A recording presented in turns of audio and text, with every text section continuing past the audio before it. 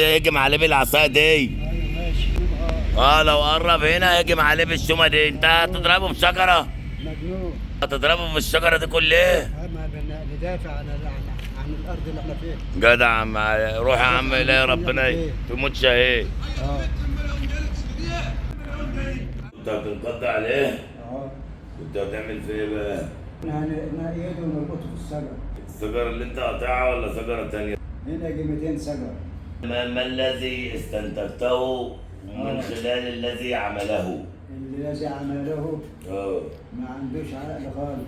لا بس انا اللي طلعت من عليه 3 عفاريت. ما هو يستاهل. عور نفسه وبقى يتكلم ايه يعني. دخل عليك عصابه. هتعمل ايه؟ اول حاجه يقابلهم مقابله يعني كويسه الاول، ولو لقى في رد يبقى ايه الواحد يتصرف بقى يعمل اي حاجه. هتعمل ايه بقى؟ قول لي، انا عايز اعرف انت ممكن تعمل ايه في ظل هذه الظروف. الواحد يميل منهم في جنبه ويرن بالتليفون على اي حاجه، على النت، على اصحاب الشغل، على اي مكان. خلوا منك التليفون يا عم عبد السميع. ما انا مش هخليهم يمسكوني. عم عبد السميع يا رب الحرمين. خلوهم يمسكوني. يا عرب بقى. بعرف عشان ابلغكم. انت مبسوط منك 15 يضربك لما يجيله الحكومه تاخد. انت خلعت الشجره. بتنضفها ليه؟ ما بتضربوش جنب غير ما تنضفها ليه؟ لا ما هي لازم تتنضف. خايف لا يتعور؟ لما تكون نظيفه تعرف تتعامل بها يمين شمال في اي مكان. اكتر حاجه هتهرب زي ما كنت بتهرب من الحراميه دلوقتي. انا مالي، انا ههرب واكلم الحكومه. ما هربت. لا بس انت استخبيت، كنت واقف في جنب. يعني واقف هنا على الباب مكان هاني كده اهو. لقيتك بتطول بالك على قلت ما نتعداش الحدود بقى.